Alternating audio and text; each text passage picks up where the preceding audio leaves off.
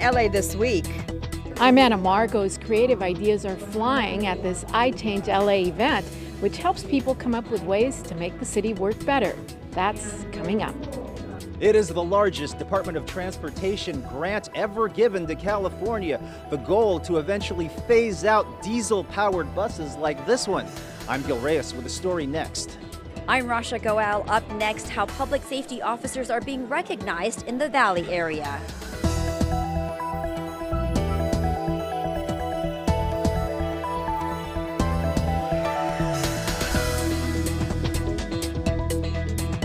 Hello and welcome to LA This Week. Thanks for joining us. I'm Yana Kay.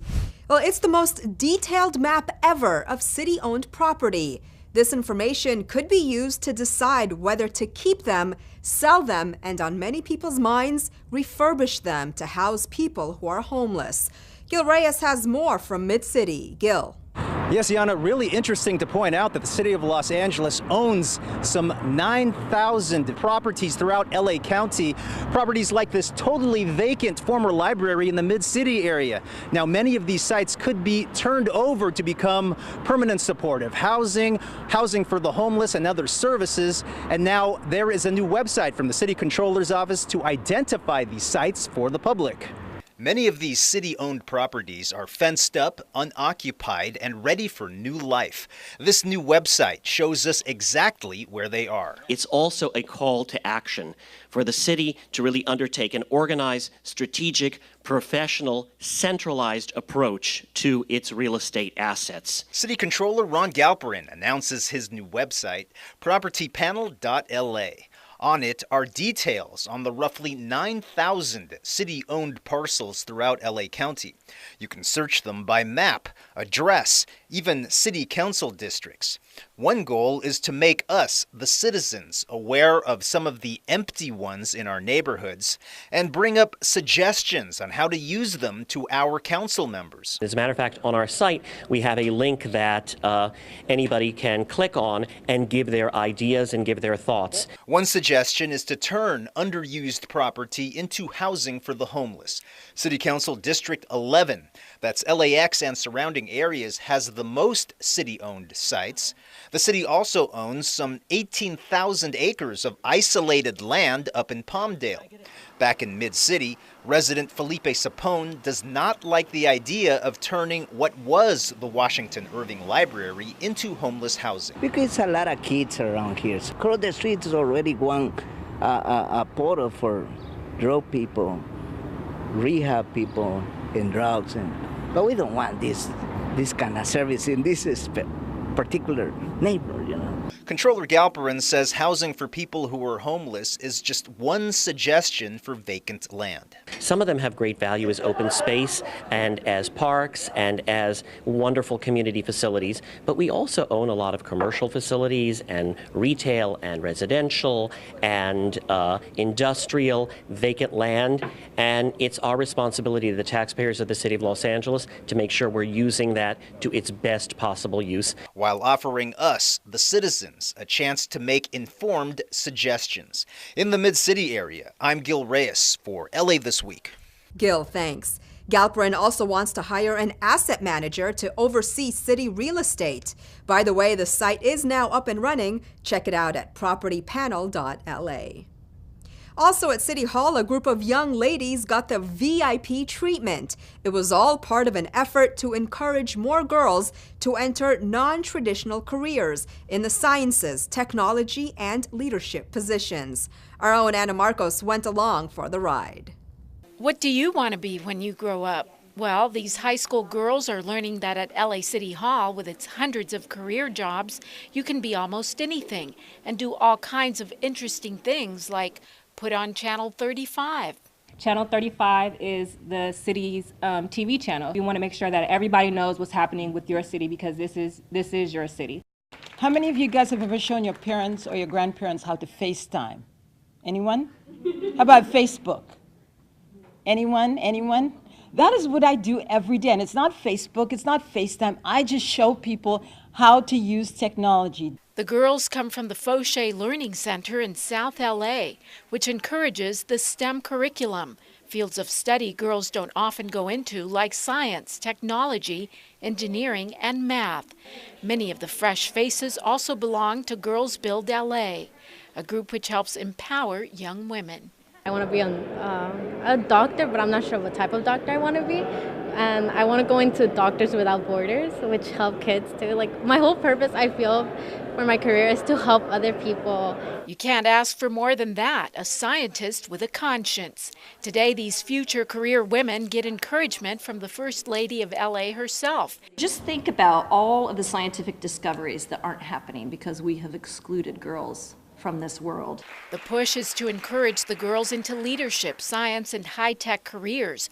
Right now, half of all appointed leadership positions in the city are filled by women, thanks to Wakeland and her husband, Mayor Garcetti. One city department also adding women, the Information Technology Agency, which runs Channel 35. Almost half of all programmers are females. 3 out of 5 of the executives also women. We really want to bring Latina and Black women forward to understand the opportunities available to them. These girls have been introduced to plenty of female movers and shakers here at City Hall, but they do notice there's only one female council member, which only leaves more room for one of these girls in the future. Seeing all these beautiful women, come out and speak, it's something that helps me understand that maybe this could be a future job I can, think about. Would you ever consider running for mayor or city council? Of course I would, yes. The visit may have just given birth to the dreams of the next wave of female scientists, leaders, and more. I'm Anna Marcos for LA This Week. The girls also learned that LA City Hall employs about 48,000 workers in more than 40 city departments. Well, turning now to keeping the air we breathe clean and safe. And LA buses are a big part of that solution. These days, they don't emit nearly as much pollution as they used to. Remember the 80s and 90s? Back then, all Metro buses were diesel-powered. Today, only a handful are. But even those are falling by the wayside thanks to Metro's newest purchase. Gil Reyes explains. Like the dinosaurs, pollution-spewing diesel buses are headed towards extinction. More so now, with the purchase of 30 new CNG buses for LA County. 1,000 times cleaner than the old Metro buses, they'll primarily serve the South Bay, home to some of our region's worst pollution. They are, quite simply, the cleanest compressed natural gas transit vehicles that Metro has ever bought. Metro buys the CNG, or compressed natural gas buses, with help from a $10.5 million grant from the Department of Transportation. It's their largest grant ever to the state of California, and for good reason. The South Bay community of Wilmington has for decades endured much of the pollution from local refineries and diesel trucks headed to and from the port. Congress members Janice Hahn and Maxine Waters represent the area, helped secure funding for the buses, and look forward to cleaner air. With these buses, we can combat pollution-driven cancers as well as climate change. And our children deserve nothing less. The next generation of children growing up in Los Angeles County will grow up breathing cleaner air. Expect those 30 CNG buses to arrive sometime next year, and when they do, that would still leave around 36 diesel-powered buses, like the one you see right behind me, still operating on LA County roads. The goal, of course, is to phase them out entirely once new federal funding kicks in. Let's all keep our fingers crossed for that. At LAX, I'm Gil Reyes for LA This Week. The new buses will not be part of Metro's main fleet. The buses will be joining Metro's contracted bus lines, which primarily serve the South Bay. Metro's main fleet is already equipped with an all-CNG fleet, the largest CNG bus fleet in the nation. Well, how do you get workers to innovate better ways to do their jobs? Well, you encourage, you hand out awards, funds, and recognition. And that's what the mayor's office is doing at the I Change LA Awards event. Anna Marcos takes a look. Anna. Yana, most people think of the city and they think bureaucracy, but there are a lot of creative city workers at this I Change LA event. In fact, more than 500 of them have submitted all kinds of innovative ideas on how to make the city work better. You will often find librarian Anita Kelly not behind some library bookshelves, but riding her LA Library book bike in San Pedro, handing out free books. It's an idea she created. I take the library into the streets with my adult cargo bicycle, and I give away books to people. It's all to get more people in love with reading and maybe sign them up for a library card. The idea landed her one of the mayor's Civic Innovation Awards at one of these I Change LA events, which honor city employee innovators. Usually when we think about innovation, we're talking about, Amazon delivering coffee to you via drone. And that's just not really the stuff that gets me out of bed every day. It's more of the little stuff, the things that make the lives better for our residents, our businesses, and our visitors. Just simple things like highlighting forms to make it easier for parents to sign registration forms for their kids to attend sports. Another award recipient, this Rec and Parks worker who came up with a streamlined way to keep the power on at Rec and Park facilities. For any after-hours operation, they just push a button. And this city engineer got his office up to architectural speed with a new 3D printer through a special Innovation Funds program. We applied for funding. We received $10,000. We procured a printer from it. And with that, we're able to print out architectural models instead of just making them by hand manually. The Information Technology Agency, which runs our own Channel 35, also on a big innovation kick. This summer, it took part in a Google Innovation Lab to help solve big city problems with internet technology. And now it's created the Angels Lab, an offshoot that presents solutions to challenges like homelessness, emergency preparedness, and getting Angelenos more connected to the city through the My LA 311 app.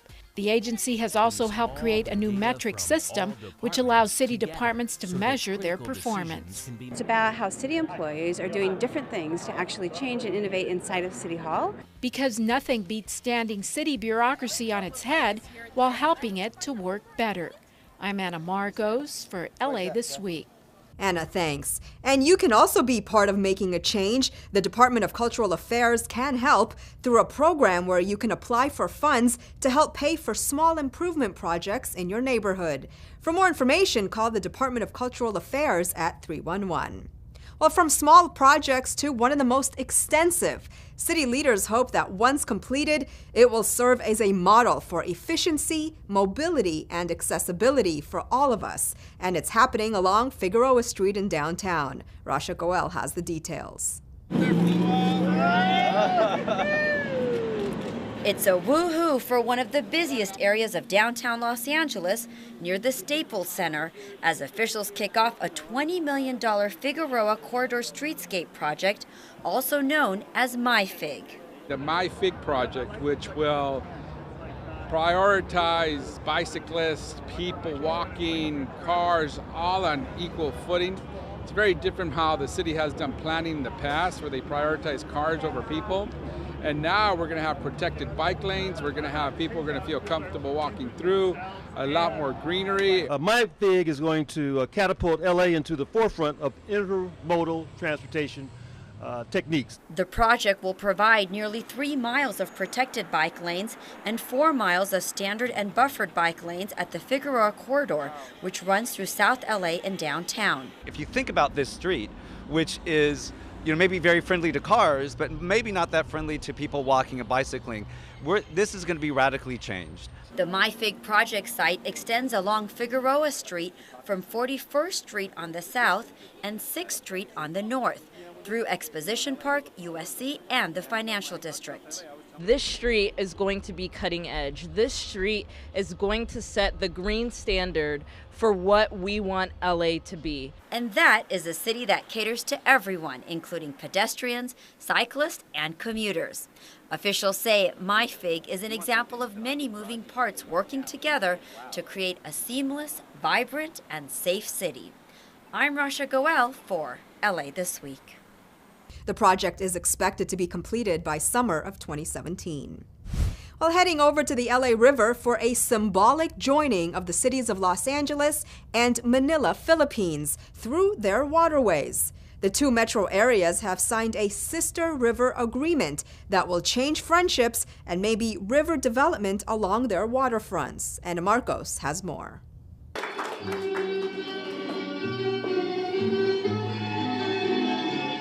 It was a sharing of cultures, people, and river water. This pouring together of the LA River and the Pasig River of Manila and the Philippines was mostly symbolic, but it marked an important event as the two cities signed a sister river agreement. Both sides agree to work together and share ideas as each city embarks on revitalizing its major river. For us to be able to celebrate this sister river agreement is very appropriate and very strategic as we try to rehabilitate both our rivers. We share the same passion, interest, and commitment in restoring and rehabilitating our river system.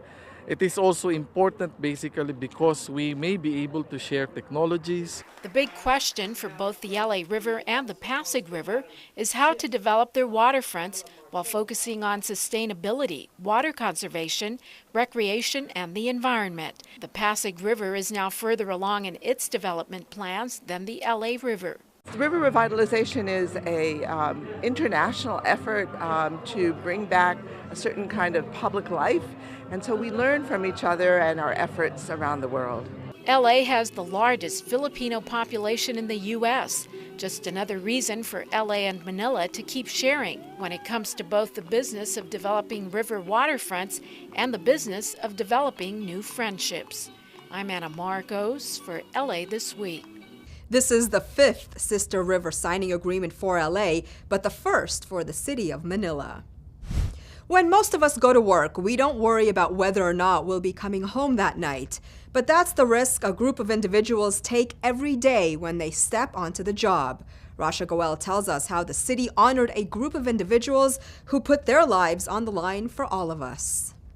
Yana, I'm at the 37th Annual San Fernando Valley E-Awards, where 13 public safety officers are being recognized for their courageous and committed work. Now, what's interesting when you talk to these officers is how they are so humble about the hard work they do every day to keep the City of Angels safe. Officer Tamara Myers, a 16-year veteran with the LAPD, remembers the moment her team saved a life. And that's why she's here today, being honored for her bravery. A lady was having a very bad day, and she was unaware of what she was doing, and she was out on a window ledge, and we helped bring her back in without any further harm to her. Among the honorees was Officer Troy Williams, a 27-year veteran of the LAPD, who was recognized for his plan to eliminate traffic deaths. And so by presenting this information to the City Council and to individual persons with a lot of horsepower, if you will, I've showed them the importance of speed limits and how we as a police department need to be able to enforce these laws. Today, we get to honor them and say thank you. Thank you to them, thank you to their families, their spouses that stay home at night, hoping and praying and making sure that they make it home. They put a lot out there and sacrifice, and that's why today is very special. And while many of these award recipients consider it part of their job, they're not taking all the credit. What I'm being honored for is just part of my job, so it's just nice to be recognized, and thank all the people that helped me along the way to get this award. Captain Danny Wu, 15 years with the LAFD, was recognized for his St. Baldrick's fundraiser, which has raised more than $1 million. This will be our 15th year, and every year we gather LAPD and LAFD and people in the community, and we shave our heads to raise money for childhood cancer research. It reminds us that the community cares, and the community cares when we go over and above what we're normally expected to do. And really at the essence of police officers and firefighters, we want to help people. That's why we got into this profession. And for the great work they do, this tribute is just a small way to acknowledge the large impact these local heroes make every day. In the San Fernando Valley, I'm Rasha Goel for LA This Week. The E-Awards are a San Fernando Valley tradition, which were started by former councilmember Dennis Zine. Over in Hollywood, it was another event that not only honored cops, but also the classic cop cars of the past. And it was all for a good cause. Ana Marcos takes us to the 13th annual 10-4 Day event. Hollywood's annual 10-4 Day Parade helped highlight not only classic TV shows about law enforcement, but most importantly, the classic law and emergency vehicles of the past. All right, here we go. Whenever the laws of any state are broken, a duly authorized organization swings into action. 10-4 may now be a common slang term for okay, but it comes from the police code for message received. And on this day, law enforcement and emergency agencies from all over LA County came to celebrate the 10-4 tradition and join in the law and order mayhem. These are all old-style police cars celebrating 10-4. Proceeds from 10-4 Day go to the Hollywood Police Activities League, which provides alternatives to gangs and crime for young people and opportunities to connect with police officers in positive ways. And most of those taking part in this event would give a big 10-4 to that. I'm Anna Marcos for LA This Week. For more information on the Hollywood Police Activities League, visit hollywoodpal.org. A new jobs plan that makes it easier to do business within the city. Getting around town is also about to get easier as bike share expands to more areas in the city and an unused alley gets transformed into a neighborhood resource. All these stories in City Beat. The Los Angeles City Council approved a plan that makes it easier to do business in the city, in part by establishing a small business commission and cutting down on bureaucratic red tape. The job creation plan is comprised of 35 ideas and reforms that solve problems businesses face when they do business in or with the city of Los Angeles. Council members said the jobs plan is aimed at shifting the city's focus toward being more supportive of businesses.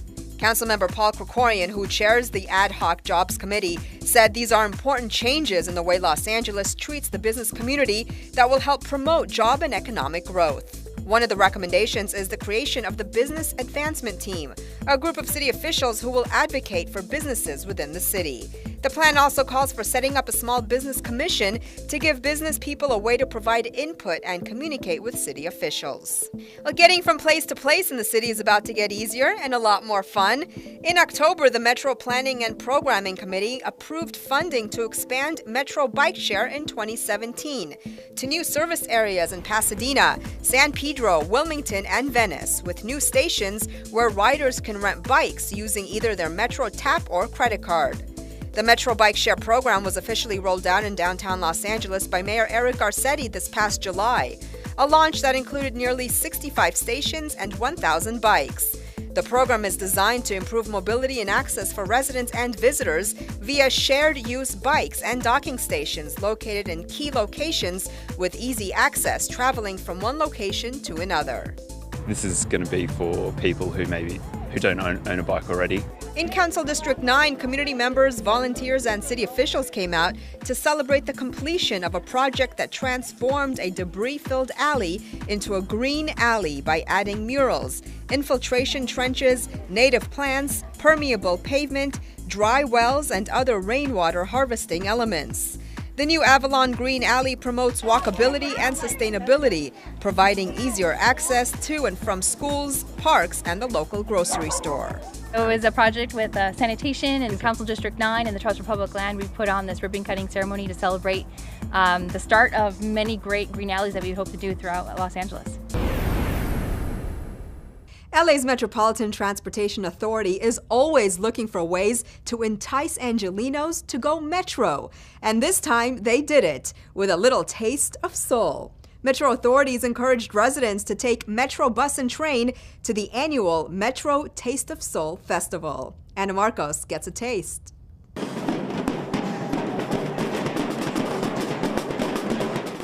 The drumming had a lot of soul in it, but it also had a bit of La Raza in it. All cultures were welcome as the 11th annual Metro Taste of Soul Festival kicked off in the historic Crenshaw District with a whole lot of dancing and even a little bit of twerking. What this is about is Black people celebrating about taking care of people. The chicken was smoking. maybe at times a little too smokin'. But with all the barbecue meats and southern fried chicken, the rice and curried cabbage, and all that taste of soul going on, it's a good bet that food was one of the big attractions. We have soul food. So there's yummy catfish, there's smothered potatoes, there's hot links, there's hot dogs, there's jambalaya. There's shrimp, there's crawfish, there's spices. It's seasoned perfectly. It's filled with love. It's my parents' recipe, Mom and Dad. What? Even some po' boy sandwiches straight out of New Orleans. And then there was this homeboy industry. And it's Taco Man Burrito Boy. Yeah, I'm gonna slide in on Taco Man Burrito Boy. Taco Man Burrito Boy. No. We get it. Taco Man Burrito Boy is making its stamp on the culinary scene. Meanwhile, the freebies were another big hit. They even have free smoothies from McDonald's, and I was trying to get like 5 or 6 of them. I want some hand sanitizer and a whistle. Another surprise hit, the cops who stopped in for the festival. The LAPD is here hiring folks, taking applications.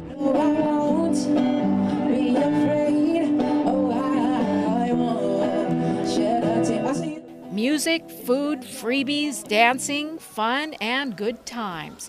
And if you were too full to eat another bite, that was no excuse. You could always get your groove on and get down to make room for more. I'm Anna Marcos for LA This Week. The Metro line to LAX, which passes through the Crenshaw district, is now halfway built. If you think it doesn't snow in LA, well, think again. Get ready to go tubing during the city's inaugural Snow Day LA. Love the movies? Well, here's your chance to catch all your favorites during the AFI Film Fest, and a local art exhibit pays tribute to loved ones who are no longer with us. All this in this week's Things to Do. Peaceful, drifting snow fills the night sky. Trees decorated with icicles, blue-tone colors, and shimmering lights. On the hour, every hour, the music fades away to a news report forecasting heavy snowfalls. The energy amplifies with rustling trees and gusts of wind as Snow Los Angeles turns into a blizzard. Snow blowing in the air quadruples as the city's inaugural Snow Day LA gets underway. The event includes more than 10,000 square feet of snow tubing across 9 acres of winter wonderland. Enjoy food trucks, drinks, giant singing snowmen, and tubing lanes of varying lengths and thrill levels to satisfy every age group. The snowfall starts November 10th and doesn't end until December 23rd at Elysian Park. For more, visit snowlosangeles.com. The 30th annual AFI Film Festival swings into high gear, offering movie buffs a chance to check out a mix of films, lectures, and special discussions at various venues. Movie stars, writers, directors will descend upon Hollywood to promote and talk about their creative visions. Don't miss it! The festival runs November 10th through the 17th. For more, visit AFI.com. Celebrate your loved ones who have passed in this annual exhibit called Sacred Memories at El Pueblo Historical Cultural Monument. Here you'll see a variety of artwork from 25 different artists who were selected from a competitive application process. The works all have a story to tell. The exhibit is ongoing until December 4th. Check it out at 125 Paseo de la Plaza. And that's a look at some things to do. Well, that's going to do it for this edition. I'm Yana Kay, and from all of us here at LA This Week, thanks for joining us. A reminder that you can catch us online at lacityview.org. You can also follow and like us on Facebook. We'll see you back here next week for more of LA This Week.